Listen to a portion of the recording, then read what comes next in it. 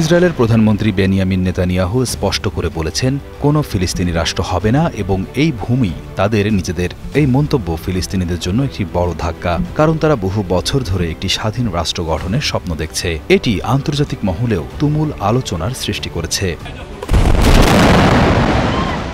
Netanyahu সরকারের এই ঘোষণার পাশাপাশি পশ্চিম তীরে নতুন করে হাজার হাজার বাড়িঘর বা বসতি নির্মাণের একটি বিশাল পরিকল্পনা অনুমোদিত হয়েছে।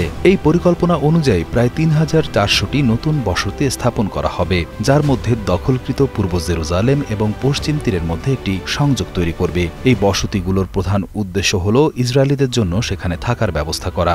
১১ সেপ্টেম্বর বৃহস্পতিবার নেতানিয়াহু একটি চুক্তি স্বাক্ষর করেন, যার মাধ্যমে পশ্চিম তীরকে দ্বিখণ্ডিত করে বসতি প্রকল্প বাস্তবায়নের পথ সুগম হবে।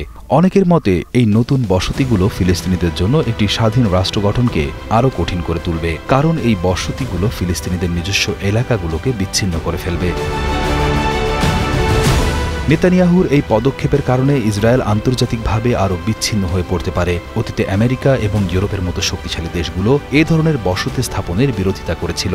গাজা যুদ্ধের পর ইসরায়েলের উপর চাপ আরও বেড়েছে এবং কিছু পশ্চিমা দেশ এখন ফিলিস্তিনি রাষ্ট্রকে স্বীকৃতি দেওয়ার কথা ভাবছে। এই প্রকল্পটি পুনরায় চালু করার ফলে বিশ্বজুড়ে অনেক মানুষ এবং দেশ ইসরায়েলের বিরুদ্ধে চলে যেতে পারে, কারণ এটি শান্তি প্রক্রিয়ার পরিপন্থী।